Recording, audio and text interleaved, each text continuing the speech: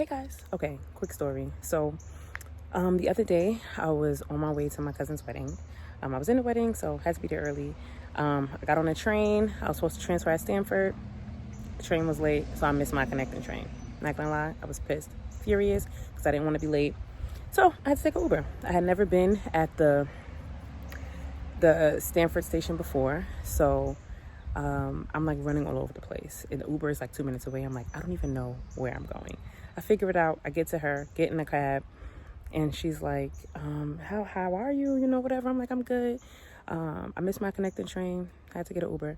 And she's like, are you from Connecticut? I'm like, nope. I'm born and raised in Harlem. You know, and she was like, oh, I'm a New Yorker too. Like, you know, just moved here a few years ago. And so we just started talking from that point on. She tells me her story. She tells me how she, had to, up and leave her husband, take her kid. Shout out to her. And she said that, they practice in Muslim religion. And so, but when they got to their new community, she started, going to a Catholic church over there. So she says that in that church, she felt a little different.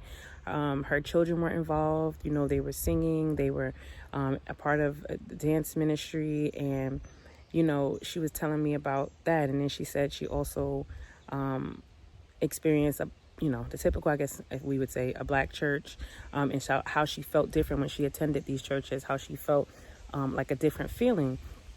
And, I told her how involved me and my husband were in church and, how influential God is in my life. And I told her, I'm like, I'm not here to sway you one way or the other. What's for you is for you. I said, however, when you're going into these places and you're feeling something, I said that is God speaking to you. That's him telling you something. I'm like, so, and she told me, she's like, I felt that, but I just wasn't sure. And I'm like, listen, that's him talking to you. So take advantage of that opportunity, and whatever you feel, do it. And so she was like, you're such a nice person. I'm really happy that we met. You have this nice energy about you, and I don't know how I feel about energy, but I respected it and I appreciated her kind words. And I told her that God has purpose for her family, and I'm happy that she was able to start over. And as I'm talking to her, I kind of had a moment of like, this is why God created us. He created us for us to be his mouthpiece. He created us for us to be his reflection. So I want to make sure that when people see me, they see God. I want to make sure that when I'm talking to someone, that God is talking through me. I want to make sure that when I leave them, they consider like, man, I want to get to know more about God. I want to get to know more about Jesus. Like, that is our sole purpose.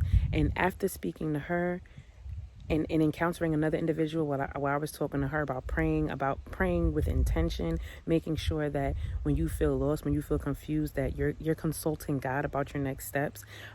It was just such a full circle moment.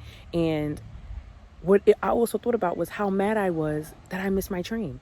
But I wasn't supposed to be on a train. I wasn't supposed to catch that train. I was supposed to get in the Uber. I was supposed to speak to her. I was supposed to get there the time I got there. Like, God does things in his timing.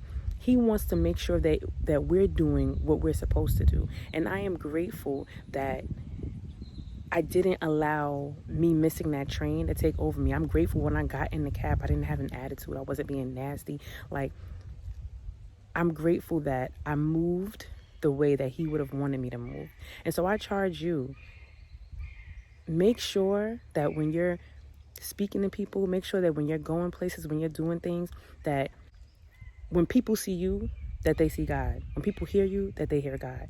Make sure that that's how you're moving anywhere that you go, because you never know. You might be the only person that this person encounters who's a Christian. The only person who talks to them about Jesus. The only person who talks to them about going to church. Like, that might be you. So make sure that you are capitalizing on your encounters. You are capitalizing on the time. You are capitalizing on spreading God's word. That is your job. Have a blessed day.